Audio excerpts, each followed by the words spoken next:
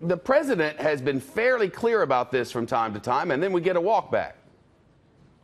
Yeah, look, I mean, he's been all over the place, rhetorically at least, when it comes to immigration reform. He stresses different things at different times, whether it's a border security, a border wall security, or finding now a pathway to citizenship, which is different than the way he spoke during the campaign. But this is Trump's style. You know, he talks in a different way about the same topic at different times, and it makes it hard to pin him down, but it also complicates life for congressional lawmakers who are trying to hammer out a deal on this. But you know, in that gaggle last night at the White House, he was very specific, as he has been recently in the past. It was his staff who then walked it back.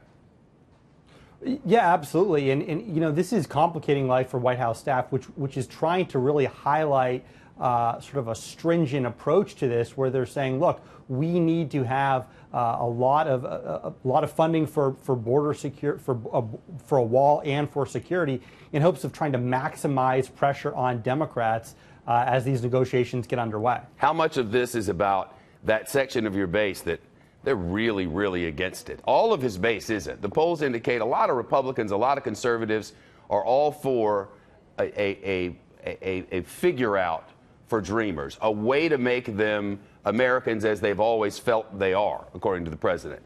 But there's that one section, his most ardent supporters, who are very much against it. It's hard to figure out what to do there, I would guess.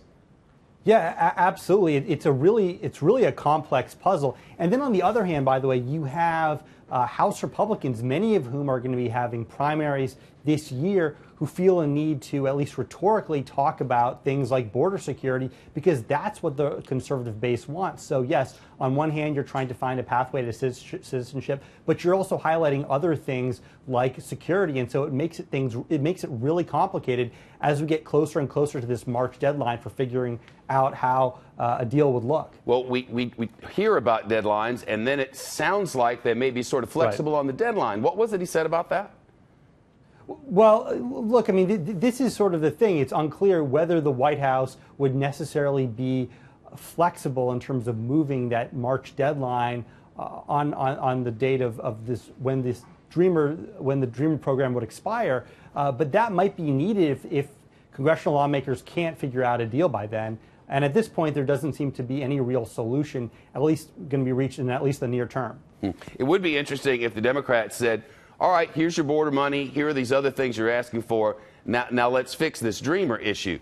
You would wonder if each side gave, if they really did compromise and came up with something where there's something for everybody, if they might be able to find something that works without alienating that section of the base that never wavers.